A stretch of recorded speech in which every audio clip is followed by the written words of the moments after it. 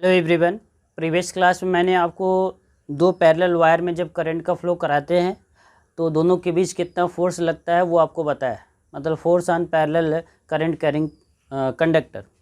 आज हम लोग स्टार्ट करने वाले हैं। अगर हमारे पास कोई लूप है, करंट कैरिंग लूप है, और उसको किसी मैग्नेटिक फील्ड में रखा जाए तो उस पर आपका टॉर्क कितना क्रिएट होगा या कैसे क्रिएट होगा।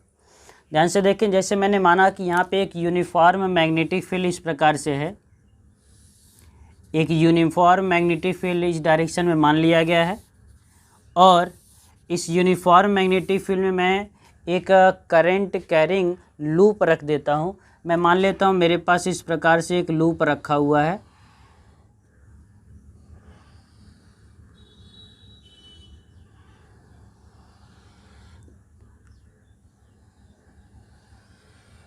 ये मैंने एक लूप बना लिया। सपोज कर लिया कि इसमें करंट इस प्रकार से फ्लो कर रहा हूँ मैंने माना ये जो आपका लूप है ये आपका है P, Q, R और ये आपका S है। ये आपका डायरेक्शन ऑफ मैग्नेटिक फील्ड है जो कि यूनिफॉर्म है, और इसमें करंट का फ्लो इस डायरेक्शन में फ्लो हो रहा है, मतलब P से Q की तरफ जा रहा है, Q से आपका R की तरफ, फिर R to S, फिर इस प्रकार से आपका करंट का फ्लो हो रहा है। हम सभी ने प्रीवियस क्लास में ये पढ़ लिया है कि जब हम लूप को, किसी करंट कैरिंग लूप को अगर मैग्नेटिक फील्ड में रखते हैं तो उस पर आपका एक फोर्स लगता है। तो यहाँ पे हमें दिख रहा है कि एक करंट कैरिंग आपका कंडक्टर है PQ। अगर इसमें करंट का फ्लो हो रहा है तो ये मैग्नेटिक फील्ड इस पर एक फोर्स अप्लाई करेगा। उस फोर्स का डायरेक्शन निकालने के लिए मैं Fleming left hand rule use करता हूँ। मैं मान लेता हूँ ये आपका बता रहा है डायरेक्शन ऑफ मैग्नेटिक फील्ड, ये आपका बता रहा है करंट, तो ये आपका क्या बताता था, फोर्स। तो यहाँ पे ध्यान दें, मैग्नेटिक फील्ड का डायरेक्शन इस डायरेक्शन में है, लेकिन अगर P से Q में देखा जाए तो करंट आपका ऊपर की तरफ है, तो आपका जो फोर्स लग रहा है वो आपका इनवर्ड लग रहा है। मैं मान लेता हूँ इस PQ वायर पर जो फोर्स लग रहा है इनवर्ड है, और उसको मैंने मान लिया आपका F1 फोर्स लग रहा है PQ पर। और जब QR पर देखा जाए तो मान लीजिए QR जो आपका मैंने जो ये कंडक्टर लिया है, ये जो आपका कॉइल लिया है PQRS, ये इस प्रकार से लिया है। आप ये सपोज कर सकते हैं ये P है, ये Q है, ये R है, ये आपका S है। तो QR में जो करंट है वो आपका बाहर की तरफ आ रहा है, आउटवर्ड आ रहा है। तो हम जब करंट का डायरेक्शन लेंगे तो मिडिल हमारा फिंगर्स इस डायरेक्शन होगा, मैग्नेटिक फील्ड तो यही रहेगा, तो फोर्स इस पर किधर लग रहा है, आपका अपवर्ड डायरेक्शन में। इसका मतलब यहाँ पे जो फोर्स लग रहा होगा ऊपर की तरफ, मैंने माना ये जो फोर्स है आपका फोर्स है F2। सेकेंड फोर्स हमारा हो गया। थर्ड फोर्स यहाँ पे देखिए RS में करंट आपका डाउनवर्ड है, तो हम मिडिल फिंगर को डाउनवर्ड कर देंगे। ये आपका फर्स्ट फिंगर मैग्नेटिक फील्ड का डायरेक्शन, तो ये आपको क्या इंडिकेट कर रहा है, डायरेक्शन ऑफ फोर्स। इसका मतलब ये इस वायर पर जो फोर्स लगेगा वो आपका आउटवर्ड लगेगा।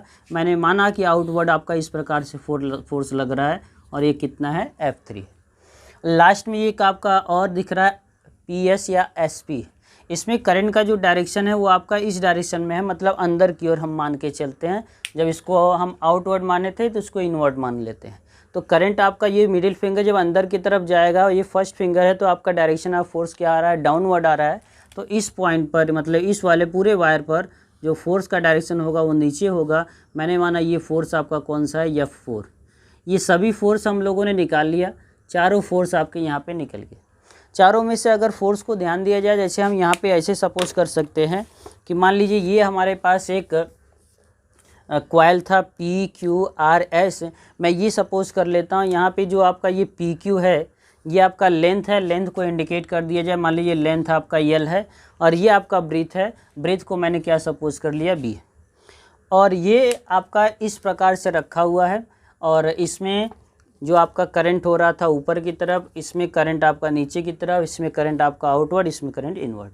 इसमें ये देखा जा रहा है कि दो फोर्स यहाँ पे आपके हैं, एक आपका F2 है, दूसरा आपका F4। ये दोनों एक दूसरे के अपोजिट डायरेक्शन में है और सेम लाइन पर है, इसलिए ये दोनों एक दूसरे को कैंसिल कर देंगे। बाकी जो दो ये फोर्स बच रहे हैं, ये आपका इनवर्ड है, ये आपका आउटवर्ड है। ये अंदर की तरफ लग रहा है, ये बाहर की तरफ। इसलिए ये क्या करेगा, जब आपका ये वाला लाइन पर, इस वायर पर फोर्स अंदर की तरफ है और इस वाले लाइन पर फोर्स बाहर की तरफ है, तो ये क्या करने लगेगा, इस प्रकार से घूमने लगेगा। और जब घूमेगा तो बोला जाएगा यहाँ पे आपका क्या है, टॉर्क है। उसी टॉर्क को हमें निकालना है।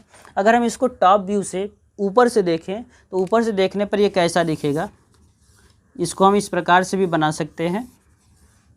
अगर मान लीजिए ये ऊपर का व्यू हम देखें तो केवल हमें क्यू आर वाला टर्म दिखेगा। मान लेता हूँ क्यू आर वाला ये टर्म है, ये आपका क्यू है, ये आपका क्या है आर है, और इस पर जो फोर्स लग रहा है इस वाले वायर पर, ये आपका अंदर की तरफ, मैं मान लिया कि इस डायरेक्शन में ऐसे अंदर की तरफ लग रहा है, और कौन सा फोर्स है आपका F1 है। और इस वाले वायर पर RS पर, मतलब इस पर फोर्स आपका लग रहा है नीचे की तरफ, सॉरी ये आपका आउटवर्ड है बाहर की तरफ, और आपका कितना लग रहा है F3। और थोड़ा ध्यान से देखें, इसका लेंथ आपका कितना है B है। मैंने मान लिया कि इसका नॉर्मल जो है आपका ये है, और ये नॉर्मल मैग्नेटिक फील्ड से आपका थीटा एंगल पर है। तो अगर आप इसको इस लाइन को ऐसे ज्वाइन करेंगे तो ये वाला एंगल भी आपका क्या हो जाएगा, थीटा। इस लाइन को अगर ज्वाइन करेंगे तो आपको यहाँ से यहाँ तक का एक डिस्टेंस मिलेगा। देखिए ये फोर्स का फर्स्ट फोर्स का लाइन है, ये सेकेंड फोर्स का लाइन है, तो दोनों के बीच का जो डिस्टेंस होगा, ये चूँकि B है तो ये डिस्टेंस आपका आ जाएगा B साइन थीटा, यहाँ से लेकर यहाँ तक का डिस्टेंस। इसका मतलब आपका अगर इसको टॉप व्यू से देखा जाए तो इस प्रकार से है, और ये ऊपर की तरफ जो ऐसे फोर्स लग रहा है नीचे की तरफ, ये क्या करने लगेगा, घूमने लगेगा। इसका मतलब ये दोनों फोर्स तो आपका इसको बैलेंस करके कैंसिल कर दे रहे हैं, बाकी ये दोनों फोर्स इसको क्या करा रहे हैं, रोटेट करा रहे हैं। और जब रोटेट करता है इसका मतलब यहाँ पे टॉर्क है, और टॉर्क का फार्मूला क्या होता है, टॉर्क इज इक्वल टू होता है force into perpendicular distance between the forces. जितने भी आपके फोर्स लग रहे होंगे, दो फोर्स लग रहा है, उन दोनों फोर्स के बीच का जो डिस्टेंस रहेगा उस डिस्टेंस को लेते हैं, और किसी एक फोर्स को लेते हैं, तब वो दोनों के जो बीच में आपका टॉर्क रहेगा वो आपको मिल जाता है।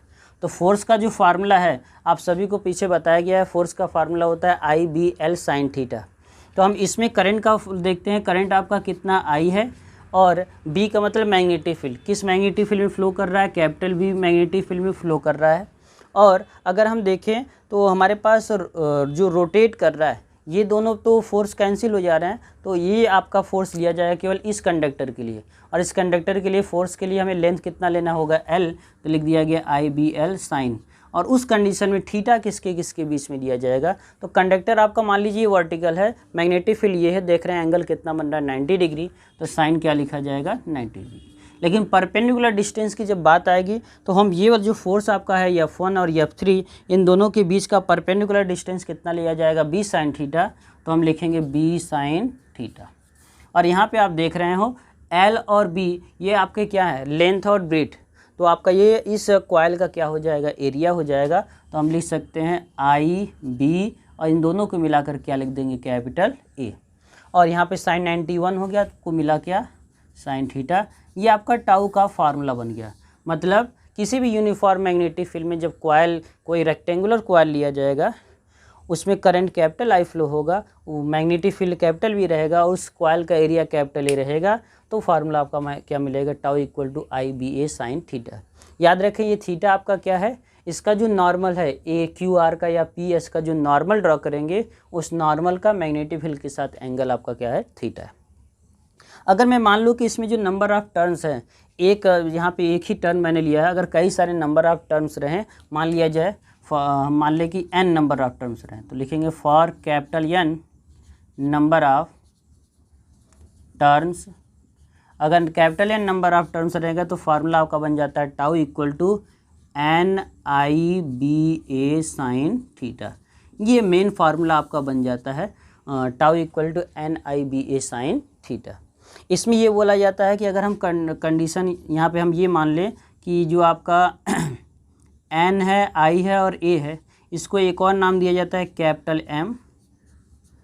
ये आपका होता है मैग्नेटिक डाइपोल मोमेंट, इनको बोला जाता है मैग्नेटिक डाइपोल मोमेंट। मतलब जो आपका करंट रहता है और एरिया का, जब करंट और एरिया का मल्टीप्लाई करते हैं तो डाइपोल मोमेंट आता है। क्योंकि नंबर ऑफ टर्म्स n थे तो NIA को हम क्या बोलेंगे, डाइपोल मोमेंट बोलेंगे। तो ये जो फार्मूला है ये आपका क्या बन जाएगा, tau is equal to MB sine theta. ऐसा इसलिए माना गया है चूँकि जब हम लोग इलेक्ट्रिक फील्ड पढ़ रहे थे तो उसमें हम लोगों ने फार्मूला निकाला था tau equal to PE sine theta.